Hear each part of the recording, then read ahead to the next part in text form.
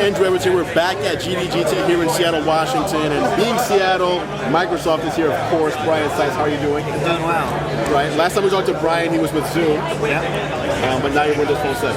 Correct. And you're going to show us Windows Phone right now. So just walk us through the whole thing. We're really excited about this. Right on. So yeah, take us through. Cool. So I mean, the first thing you'll notice with Windows Phone 7, it's a completely fresh take on smartphone design. And the idea is really for us to get you as close to the stuff that you care about as quickly as possible. Kind of get all the other stuff out of the way and like just get you to the stuff that matters. So you'll see here if I had some new emails or messages or missed calls, there'd be a little number that would pop up here that would show you, hey, you got some stuff waiting. But one of the really cool things about Windows Phone 7 is that it's got this concept of hubs. And so we'll go into the People Hub. And this is meant to kind of aggregate all the stuff that's going on with your people across Windows Live, Facebook, or just people that you enter in manually as a contact. Okay. And so these are people that I most recently either emailed or talked to on the phone. You can flip over here to the right, and this is just all my contacts. So if you're looking for someone specifically, you could just click on the thing here. It's very familiar. For those of you that are familiar with Zoom, you can find someone's first name just by going to the D's. Nice. Or it's got Bing integration. There's a search key on all the phones. And depending on where you're at in the phone, the search functionality will be something different. So if you're in the contacts, it'll help you search for contacts. So we'll go back out to the People Hub. I'll flip over again to the right. And this is meant to just aggregate all the stuff that's happening with your people across Facebook and Windows Live in one place. So you don't have to go to another app. You don't have to bounce out to the web. It's just pulling stuff straight from your network. So you'll see here Joe posted a picture called Rainbow Fish or something. Right. You can comment right from here. And just you can comment on his status from Facebook without having to go into a Facebook application necessarily. So we'll bump back out to the Start tile. One of the really other cool things, I mean, it's kind of a nerdy thing, but hey, everyone needs to do email, right? So certainly. We do a really good job, I think, with mail. So you'll see here, it's a really nice kind of clean experience.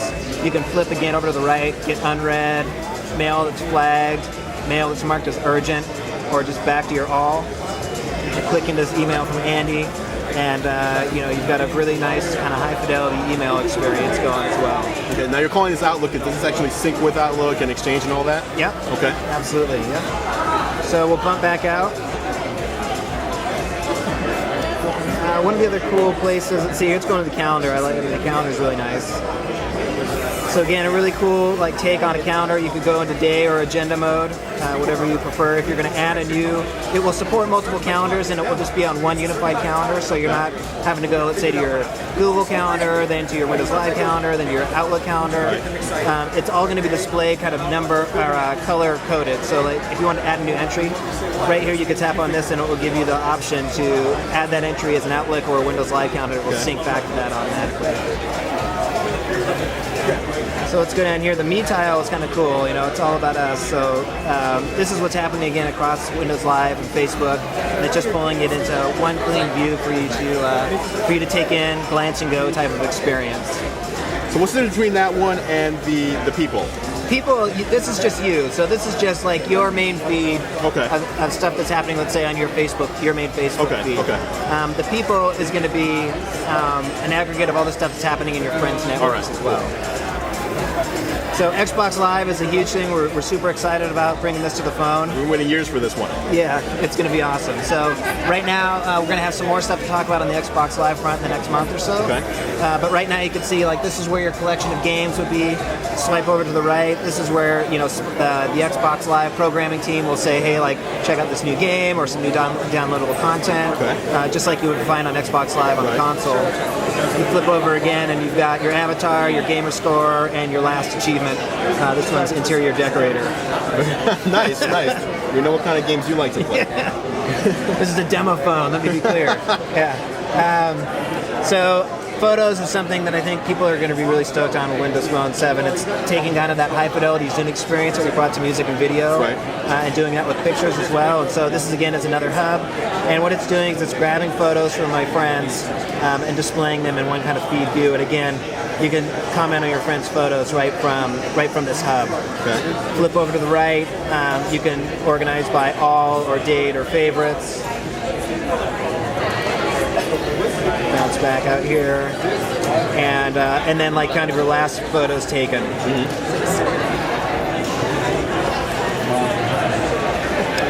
And then let's check out Zoom. So for all you music heads out there that are Zune fans, you know this all looks really familiar, and a lot of the ID has been taken from Zune across the whole phone. And so you've got your history of the music you've been listening to most recently. You've got your new stuff that you've added to the device, and then just your kind of traditional Zune interface. But we'll just go in here and play some music. Now, since this is the phone, if you have a Zune Pass, you can just, I'm assuming, just stream whatever you want, like browse through the whole Zune collection. Yep. Just like you would with your Zune HD.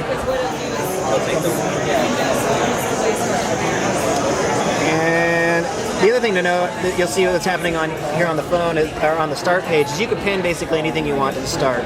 So if you call, let's say, the same 5 people like 80% of the time, it probably makes sense to put them right up front, and then you can just, hit call, and then you're off and running. And then you can, again, once you the content is more focused around people as opposed to what you're trying to do with the people. So instead of like, I want to make a call, I'm going to go into the call app, or I want to send a message, I'm going to go into the SMS app. It's like, who is it that I'm trying to communicate with? It's Andrew. Like, I'm going to go into Andrew's profile, and here I've got all this stuff. I want to see what's going on with Andrew too, and it's going to show you like what's going on in your Facebook world or whatever. And then your profile information. So the phone is really centered around people as opposed to kind of like the way that you do things. Right. And that's kind of turning things on its head a little bit. So that's a real high overview of kind of what we got going on. So can you scroll back down to the bottom again? Sure. So basically everything from like April, Meyer on, these are all just things that have been pinned to the phone? Yeah, and so like if you want to move this around, you just click and hold, and you can drag this up here, and it will just rearrange itself. Oh, nice. That's all good to go. Let me pop into Office really quick too. The Office integration is really cool. It's for OneNote. For those who aren't familiar with OneNote, it's a note-taking application for your PC. But any of the notes that you take on the phone, whether they're text notes or voice notes, are automatically synced up to Windows Live. Okay. So you can access that from any computer. So it's like a shopping list or whatever. You always have access to the shopping list. You can edit and create documents on the fly with Word and PowerPoint and Excel, like you would expect. And then for those that have a SharePoint environment, let's say at work, you'll be able to connect to your SharePoint if that's something that your IT guys, hook up. Very nice. Now, can you share, like, if you're in a photo, can you share that through SMS or email or documents or things like that? Yeah, let me show you kind of how that works. So we'll go into the Photos hub.